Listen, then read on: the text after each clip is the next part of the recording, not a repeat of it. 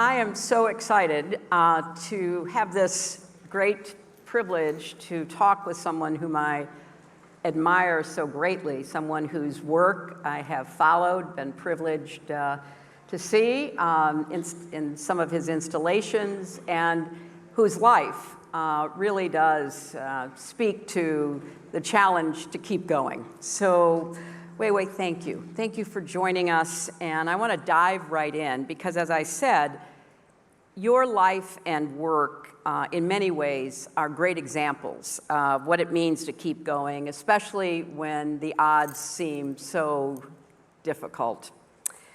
Like when you were imprisoned in China in 2011, which I remember well. Can you share with us some of the ways that you've dealt with these moments of personal challenge? How do you find the energy, the resilience, the motivation to keep going? Well, after my release, I realized the only leaders, international leaders, speak out about to the authoritarian Chinese government to say release Weiwei is you. So I'm very grateful for that. So to openly give your idea and to precisely tell what is in the mind is so important in today's society. And for me to pass in this kind of difficulties, I always thinking that's been given me as an opportunity, as to challenge me to get into much deeper thinking about what I'm doing and why I'm doing that. So that helps a lot. And so once you firmly believe what you're doing, there's no fear. The fear always belongs to the other side. Mm-hmm. So yeah, that's how I feel. That's so interesting because we talk about how we want to support people who are literally on the front lines of all these great struggles of our time. And that's one of the reasons we thought it was important to have you here, because that's where you've been for years now. And going deep, thinking hard about what you believe and what you want to convey seems like an important lesson for all of us. But we are living in a more fragmented world, and you have spoken about that. You know, forces like social media and artificial intelligence have certainly provided benefits, but they've also served to divide us further. And your art seems to comment on this social fragmentation. Tell us what you're thinking about the world in which we are currently living and the one with artificial intelligence in which we are moving, and how you think, and maybe help us think, how do we maintain our humanity? How do we maintain, as you say, the potential to be able to think our own thoughts, to make our own contributions? We are living a world it's like very fragmental, and because we are no longer depends on the foundations of a single moral foundation. So it's very shattered world. It's like a broken mirror. But the broken mirror still reflects the reality. And art or culture or humanity still helps us to fix up. Because we cannot just depend on scientific development. Of course, we are benefited by scientific development, but if we are not, at the same time, make effort to protect the humanity, human rights, freedom of speech, and all those very crucial properties of human life or society's important quality, then doesn't matter how fast we develop, we're still living in a barbarian society. It's no way humanity can be saved just with scientific development. You know, I thought a lot about an article you wrote in the New York Times, I think it was last year, about how you're thinking concerning China and what's happening in China today.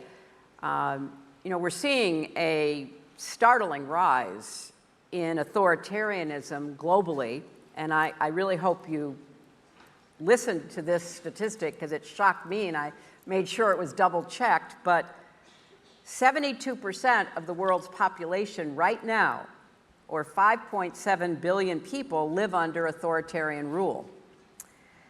Now, here in the United States, we know we're grappling with this question as well, and it will be a central issue in our upcoming elections.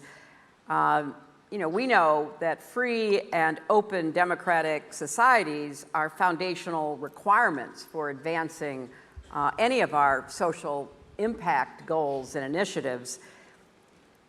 So I was struck in the article you wrote how you made it clear, you know, the internet is not going to change China. There are forces at work inside your home country. So how are you thinking about this global rise in authoritarianism and the crackdowns and the consolidation of power, particularly in China?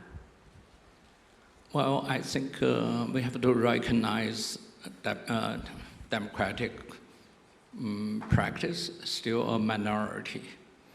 We have to look at since historically, and we also have to look ourselves or examine our way of living. So this is a very complicated issue. If we talk about a competition or efficiency, then we realize China have a much powerful ways to really become even stronger. China is not going to disappear, and many other nations, like Indians or the other nations, they all catch up. So we have to realize what's called democracy today in the West. What is wrong? What is wrong? Why we can't provide this, we often think is better value, you know, freedom of speech, independent judicial system, and multiple power struggles in the party or free media. So something must be wrong there. Why we can't face or challenge, because we have to accept the reality. It's not just, it's just not being positive. It's not just about the poetry reading. It's really day-to-day reality. So I think that takes a philosophical thinking and historical perspective. You know, it's interesting because I know from your family history that your father, who was also an artist, a poet, your family were affected by the Cultural Revolution. You came out of that and you came of age at a time when there was a lot more openness in China, a lot more opportunity for artists and others to express themselves. But you're right to ask the question, what is wrong with us? I mean, why do we, whether we are in the United States and buying into lies that have no basis in truth, fact, evidence at all about our elections, or in China, following leaders who are closing instead of opening? As an artist, how do you convince people, persuade, inspire people to be on the side of freedom, of, as you say, free speech, freedom of thought, freedom of assembly, all of the freedoms that are really at the core of what it means to be a free person. Thank you. I think of freedom very often be misunderstood. I think freedom is the essential quality of life. Without freedom, individuals or lose their identity, and the same as a society. So this is not just a choice, but rather it's the fundamental quality of life. So then we have to say freedom of expression, and which means you can say something different, you can be different, and you can be critical. Otherwise, what is freedom of expression? So we see often in today's society that is gradually not existing, it's deteriorating. So I think that is not a good sign for a strong society. Well, I think it's important at this meeting, particularly where people come together determined to try to find ways to solve problems, to keep going, as we say, to hear from someone who has faced limitations on your freedom, limitations on your free expression. What final thoughts or what words would you share with us, Weiwei, about how people who may not understand what it is to be in prison or what it is to be outcast, but who want to help those who are literally on the front lines, how would you suggest that we think about, what we each can do to support really the frontline fighters for freedom and democracy? I think it's very simple. We have to say each individual is part of the humanity. So we are not fighting just for our own, but at the same time, we are part of the human society. And so when we talk about refugees, you mentioned it earlier, so we have to think of refugee are us, or we are the refugees.